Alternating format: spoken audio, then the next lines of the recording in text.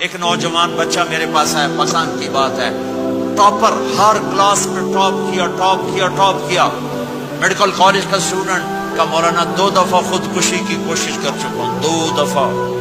میں نے کہا کیوں؟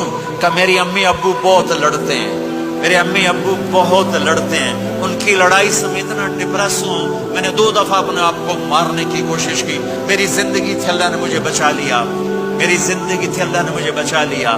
اپنے گھروں کو آباد کرنا ہے تو نبی والے اخلاق مجھے بھی سیکھنے پڑیں گے، آپ کو بھی سیکھنے پڑیں گے۔ دیکھو میرے نبی کی عمر 25 سال، حضرت خدیجہ کی عمر 40 سال، کوئی جوڑ ہے 25 سال کا نوجوان 40 سال کی عورت سے شادی کرے اور عمر کے 25 سال ساتھ گزار دے؟ 50 برس کے ہوئے حضرت خدیجہ کا انتقال ہوا اور پھر 10 شادیاں، جب عمر ڈھلنے کو ہوتی ہے اور 10 شادیاں، زندگی سکھائی ہے کہ زندگی گزارنی کیسے ہے۔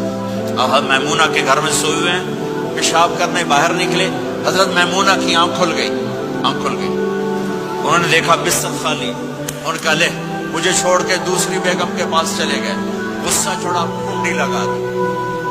اللہ کے نبی واپس آئے، کنڈی، آپ نے کہا میمونہ دروازہ کھولو، کہا میں نہیں کھولتی، کہا کیوں؟ کہا آپ مجھے چھوڑ کے دوسری بیگم کے پاس چلے گئے۔ کہا میمونہ مجھے پیشاب آیا تھا۔ نہیں پیشاب کوئی نہیں، مجھے پتا ہے، آپ دوسری بیگم کے پاس چلے گئے۔ کہا میمونہ میں اللہ کا رسول ہوں، میں بھلا غلط کر سکتا ہوں؟ پھر ان کو کرنٹ لگا، یہ تو اللہ کے نبی۔ اب ڈرتے ڈرتے کنڈی کھولی کہ پتہ نہیں آپ کیا کریں گے۔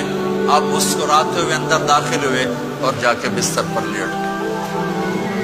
وہ پٹھان ہوندہ سر پاڑ دیتا بیگم،